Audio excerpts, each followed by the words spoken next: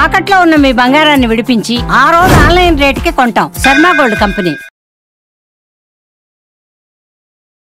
నమస్కారం.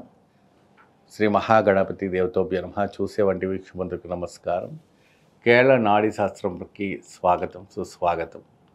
కేరళ నాడీ శాస్త్రం ప్రకారంగా వృషభ రాశి ఏమండి, వృషభ రాశి వారికి చాలా వరకు కూడాను కొద్దిగా మొండి గతం అన్నది ఇక్కడ మనకు కనపడుతూ ఉంటుంది.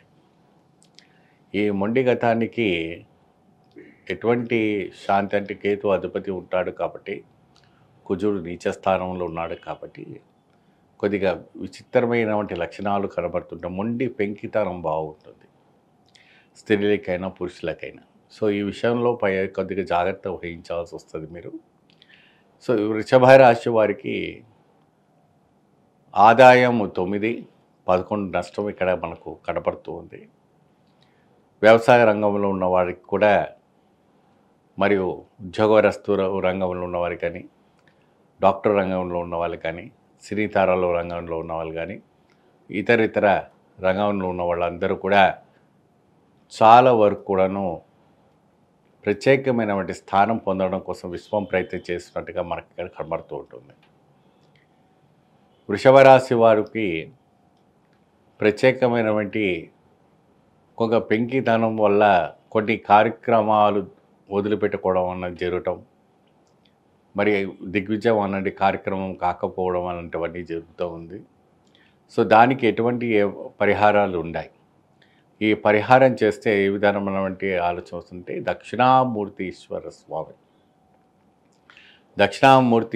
స్వామి యొక్క పరిహారం చేసుకుంటే అయితే మాత్రాన ప్రతి బుధవారం నాడు శనగలు నానబెట్టి 108 శనగలు నానబెట్టేసి గురువారం నాడున దక్షిణామూర్తికి 108 పూసలు గుచ్చి స్వామివారి మెడల్లో వేయటం వల్ల చాలా వరకు విశేషమైనటువంటి ఫలితాలు రావటం అనేది అవకాశం కనపడుతూ ఉంటుంది. స్వామివారి అనుగ్రహ కృపా కటాక్షం దక్షిణామూర్తి స్తోత్రం చెప్పడం, దక్షిణామూర్తి స్తోత్రాన్ని చదవటం, దక్షిణామూర్తి స్తోత్రాన్ని నిరంతరంగా 108 సార్లు చదువుతూ ఉంటే అతీతమైన వంటి ఫలితాలు రావడానికి వృషభ రాశి వారికి చాలా వరకు అనుకూలంగా రావటం అనేది జరుగుతుంది. ఇతర సినీతార రంగంలో కావచ్చు, ఇతర ఉద్యోగస్తుల రంగంలో కావచ్చు, ఇతర రంగంలో ఉన్న వాళ్ళంతా కూడా మంచి ఒక స్థాయికి నాడీ శాస్త్ర ప్రకారంగా రావాలంటే మంచి కలిసి వస్తుందండి. మీకు అన్ని కూడా 100% మంచి ఫలితం లభిస్తుంది. ఈ మీరు ఎంత కష్టపడినా ఫలితం రాకపోవడం కారణం ఏంటి అంటే కొన్ని రాసులు, కొన్ని నక్షత్రాలు కొన్ని మీకు అనుకూలంగా ఉండలేకపోవటం వల్ల ఇవన్నీ జరగటం అనేది జరుగుతుంది. కాబట్టి ఇవన్నీ కూడా జరుగుతాయి. సో కాబట్టి అటువంటి భయపడే విషయం ఏం లేదు. దక్షిణామూర్తీశ్వర స్తోత్రం చదువుకోండి, చక్కగా ఫలితం లభిస్తుంది.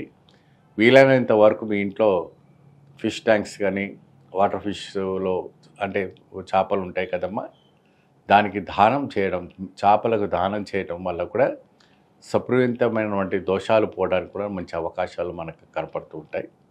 విపరీతమైనటువంటి ఎటువంటైన దోషాలు ఉన్న మక్షానికి దానం చేయటం వల్ల చాలా వరకు మెరుగుపడడానికి వంటి ఆలోచన రావడానికి చాలా అవకాశం కనపడుతుంది. సో దీనికి మనం ప్రత్యేకమైనటువంటి కైంగర్యాలు చేసుకోవాలంటే కూడా మీరు ఏం చేయాలంటే గురువారం నాడు వచ్చేవంటి రావుకాలంలో ప్రత్యేకంగా స్వామివారికి దీపార్థన చేయండి. దక్షిణామూర్తికి చేయటం వల్ల చాలా అతీతమైనటువంటి ఫలితాలు రావడానికి ఆస్కారం కనపడుతుంది. మీకు ఎటువంటి కూడాను భయపడే విషయం ఏం లేదు.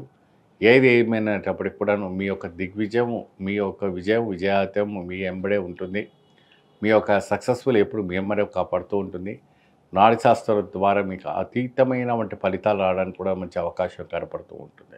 వృషభ రాశి వాళ్ళు చాలా వరకు కూడాను కష్టపడుతున్న మంచి ఫలితం కోసం విశ్వం ప్రయత్నం చేసినప్పటికీ కూడా ఫలితం రాకపోవడం అనేది కారణం ఏంటంటే కొన్ని గణాలు వల్ల కావటం జరుగుతుంది.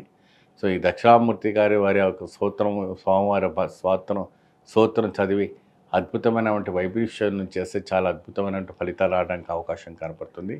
మరొకసారి కూడా చక్కగా ఎప్పుడైనా కూడాను ఇంకొక మంత్రం ఏదైనా కావాలి, మూలమంత్రం కావాలంటే మీరు మమ్మల్ని సంప్రదించండి. ఆ మూలమంత్రానికి ఇవ్వటం కూడా జరుగుతుంది. దానివల్ల మీకు మంచి ఫలితం రావడానికి కూడా మంచి అవకాశం కనబడుతుంది. వ్యాధాం ప్రతిష్టస్యానం పూర్ణం ప్రతిదే సర్వస్థానం దేవాంతరకం అంటే భగవంతుని పరమశివుని నిరంతరంగా నమ్మి పరమశివుడే సర్వస్వమని నమ్ముకున్నంటే వాళ్ళంతా కూడాను వృషభ రాశి వాళ్ళకి చాలా అనుకూలమైనటువంటి విశేషము. ఈ మార్చి నెలల్లో చాలా అనుకూలమైనటువంటి పరిస్థితికి రావటం అనేది జరుగుతుంటుంది. చక్కగా శివాలయ దర్శనం చేసుకోండి, శివారాధన చేసుకోండి, దక్షిణామూర్తీశ్వర స్వామిని ఆరాధించుకుంటే చాలా చక్కని ఫలితం రావటం అవుతుందని కోరుతున్నాను. అయితే ఆ కోరటం వల్ల దీపార్థన ఏ విధంగా చేయాలి? శివాలయంలో దీపార్థన చేయటం వల్ల మంచి ఫలితం లభిస్తుంది. ఆ దీపము ఏ విధంగా పెట్టాలంటే ఆవు దీపం, ఆవు నెయ్యి దీపం ఉంటుంది కదమ్మా. చక్కగా స్వామివారి శివార్చన చేసుకొని శివుడికి అభిషేకం చేసుకొని దీపార్థన పెట్టుకోండి, మంచి ఫలితం లభిస్తుంది. చక్కగా శివుడికి మీరు అంతాక్షరీయ మంత్రం ఏదైతే ఉందో స్వామివారిది చక్కగా పంచాక్షరీయ మంత్రం కావచ్చు, అంతరాక్షరి మంత్రం కావచ్చు, స్వామి రుద్రం నమ్మకం చమక ఏదైనా ఉండేటప్పటికి కూడా మీరు ఆ స్వామివారికి చక్కగా మీరు ఆవు దీపం పెట్టి దీపార్థన చేయించండి, మంచి ఫలితం రావడానికి అవకాశం ఉంటుంది. క్రమ తప్పకుండా మీరు చేయండి. వృషభ రాశి వారికి అంతే దిగ్విజయం కలుగుతుంది. నమస్తే.